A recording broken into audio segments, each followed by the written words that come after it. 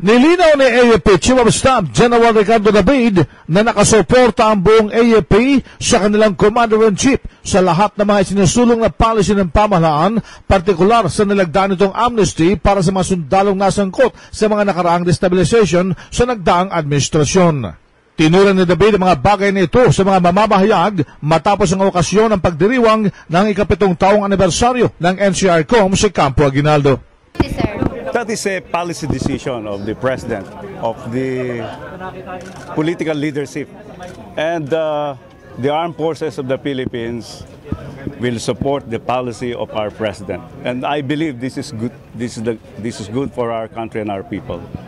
Sinabi pa ni David na dapat natin pagkatiwalaan ng ating mga sundalo at umaasa siya na hindi na maulit pa ang mga military adventurism. Dapat natin pagkakatiwalaan ng ating mga sundalo. Hindi pa naman nangyari. Dapat magbigyan natin ng pagkakatiwalaan ng ating sundalo. And we remain the process of transformation in our armed forces. Tiniyak din ni David na buo ang AFP at naiintindihan ng mga opisyal ang kagustuhan ng Pangulo. I think they are not divided with this issue. I have talked to most of our officers and I explained to them the policies set by the President, and they understand about the enlisted personnel going back to the folds of the Armed Forces of the Philippines. Si AFP Chief of Staff General Ricardo David, RH 911, Bing Permento ng DCRH Nationwide.